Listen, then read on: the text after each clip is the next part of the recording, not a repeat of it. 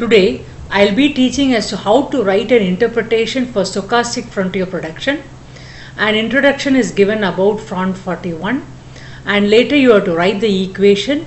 You have to include all those variables which you have included in the analysis very clearly in unit form, either in the form of rupees or either in the form of hectares. That should be clearly written in your research work.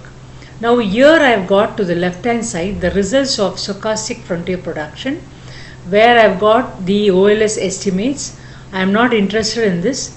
We are going to represent only the final maximum likelihood estimates, where you will be representing the coefficient, standard error and T ratio.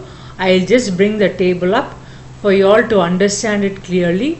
So beta 0 refers to constant, beta 1 is the size of land, 2 is material inputs, 3 is labor cost, and beta 4 is machinery. Now how to infer a value with a scientific notation? You have got plus 0, 1. When that notation comes, you have to write it as 4.565. If it is minus 0, 1, you will be writing it as 0.068. If it is minus 0, 1, again you have to write it as minus 0.0350. This method is applicable for standard error as well as T ratio. Now we will take T ratio as such. Here it is plus 0.1. So you will be writing it as 6.47.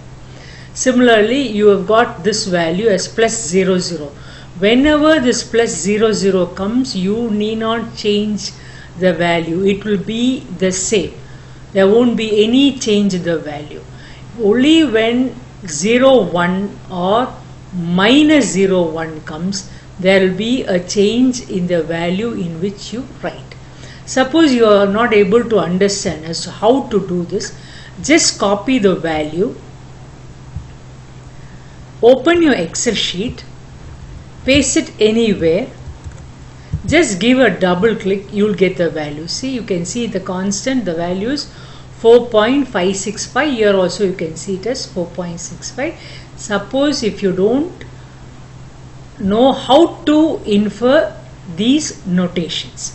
Now similarly, this also it's applicable to log likelihood function, your LR test and everything. See, in log likelihood function it is plus 0.2. So the value will be 95.3, that is minus 95.369. In the case of LR test, it will be same. The value will be the same because the scientific notation is plus 0.0. Now we are moving on to the significance of these coefficients. We have to know which variable is significant.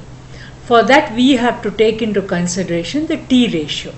Now we'll go on to the table part. In the T ratio, you can see a value greater than 2.576 is significant at 1% level.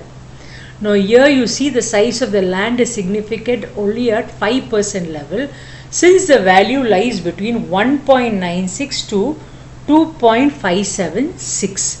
You see your sigma squared, that is also significant at 1% level because the T ratio is greater than 2.576.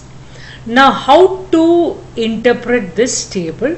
Hope you are clear with this results. Now we'll move on to the interpretation part.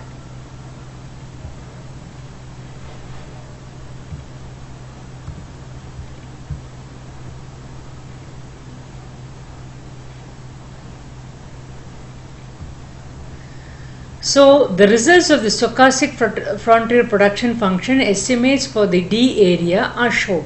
So I have taken only one particular area, D area. The size of the land elasticity is positive and it is highly significant, which we saw earlier. So if the area under cultivation increases by 1%, the agriculture production also will increase by 1.88%. This implies that the area under cultivation remains an important contributor to the improvement of technical efficiency in agriculture production practice in the D area. Now in the case of material inputs, though it is positive, you can find that it is not significant.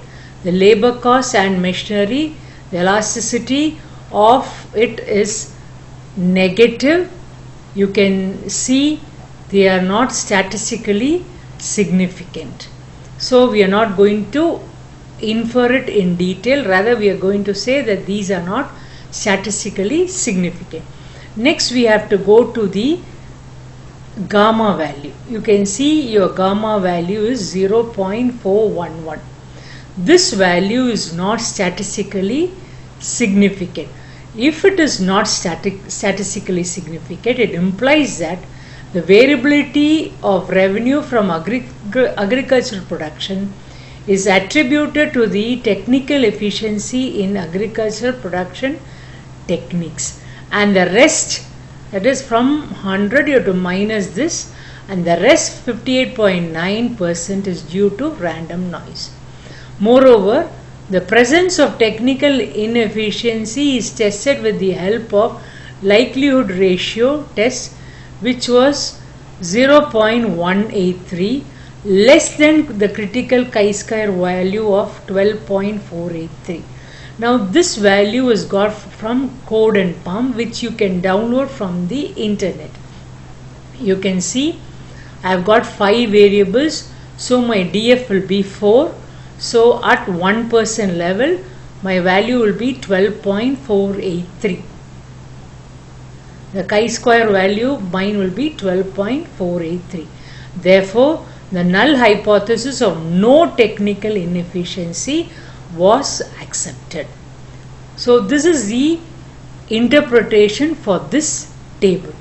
Suppose if the gamma is statistically significant, then it will imply technical inefficiency and LR test will be greater than the critically chi-square value.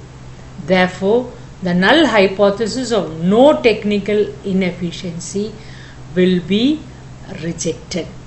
This is how you have to infer your results in your research work.